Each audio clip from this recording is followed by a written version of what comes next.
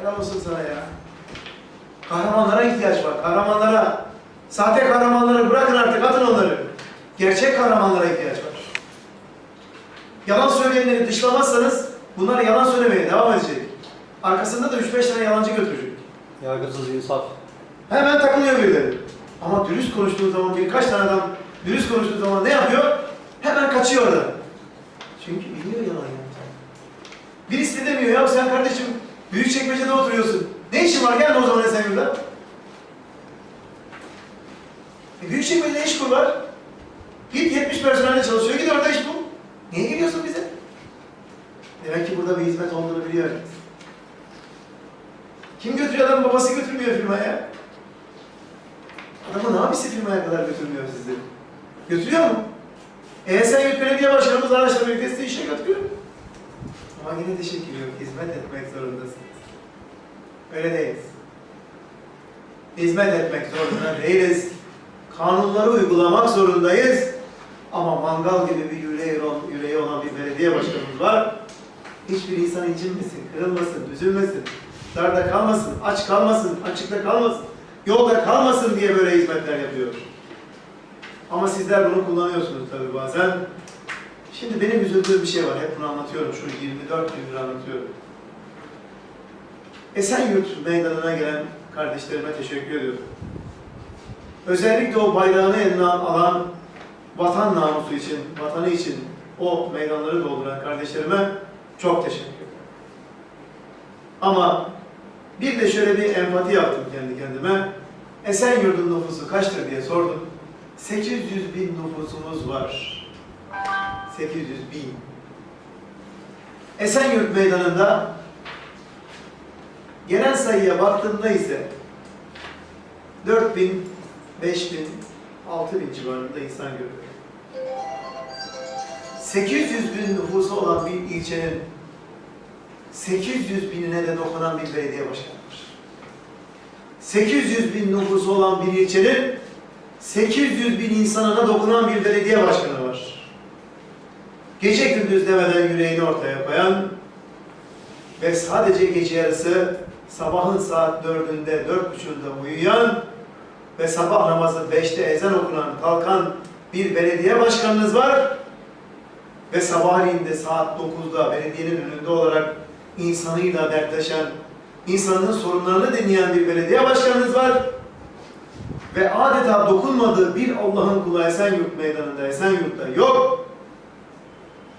Ve hala siz Esenyurt meydanında bir bayrak sallamadıysanız bir gün hesap vereceksiniz. Mahşerde hesap var. Mahşerde hesap var arkadaşlar. O meydan sadece 4-5 bin insanın meydanı değil. O meydan 800 bin nüfusu olan insanlarımızın meydanı. O meydanlar sizin. O meydanlara 800 binin içerisinde bırakın 100 bine gelsin ya. 100 bin gelsin. 700 bini bırakın 100 bin gelsin. 100 bin tane dokandığımız insan gelsin. El verdiğimiz, gönül verdiğimiz, hizmet ettiğimiz insan gelsin. Bırakın teşekkür de istemiyoruz. Ama sadece vatan müdafası için, çocuklarımızın namusu için, ay yıldızlı bayrağımız için o meydana gelip bayrak sallasın. Yok efendim yapmak zorundasınız. Niye gidecekmişim ben meydana? Yarın bu ülkede Allah muhafaza darbe olsaydı, bugün demokrasi getireceğim diye Avrupa'dan insanlar buraya çökseydi, namus diye bir şey mi kalacak? Toprak diye bir şey mi kalacak? Sizin gidecek olduğunuz bir yer var mı? Yok. Sizi kim kapıdan içeri alacak? Türk milletini. Kovun gitsin. Neler yapacaklardı neler? Hala durun. Durun. Aman bir şey olmadı. Durun. Gitmeyeceğim ben meydana. Aman beni kimse götüremez. Kardeşim, bir siyasi görüşün bizden olmasına gerek yok.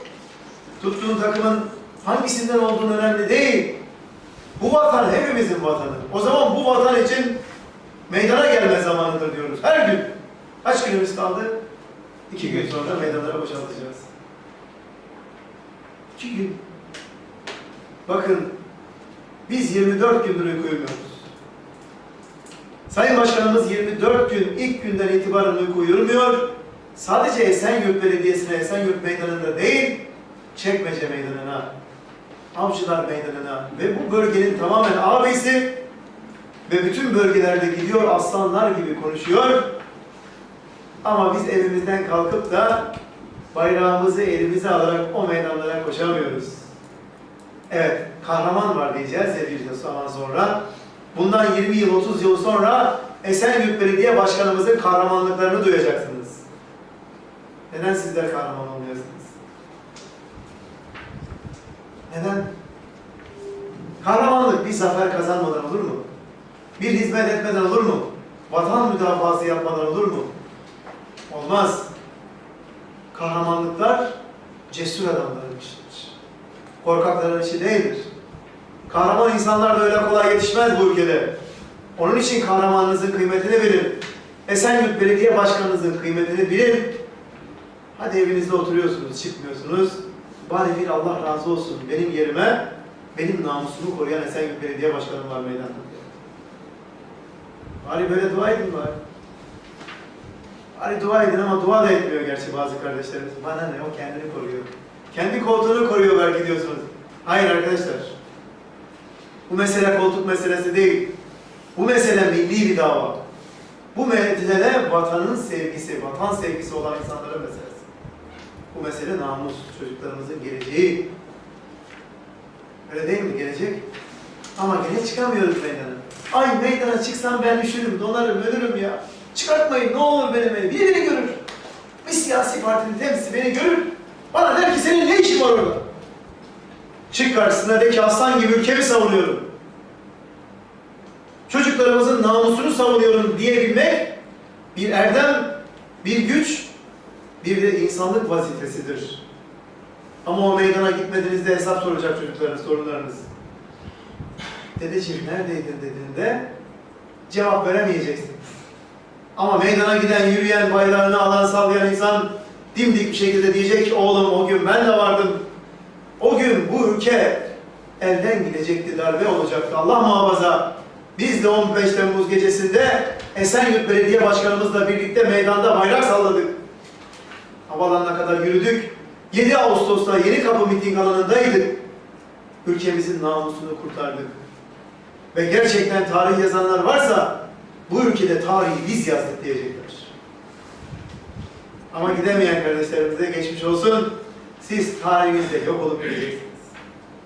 Evet, Rabbim bize nasip etti. Dedi ki, hey kullarım, size bir sınav verdim. Ya gidin o meydanda namusunuzu koruyun, ya da bir daha o meydanlara çıkmayın, ülkenizi ona buna peşkeş çekin, ya da o meydanlarda duran aslanlar var ya o aslanlar, onları alacağım yer belli. O aslanlar sırat-ı yıldırım hızıyla geçecekler ve cennetim onlara helaldir. Ya da korkaklar, her biri o sıratı geçerken tek tek damla damla düşecekler oraya. Damla damla düşecekler.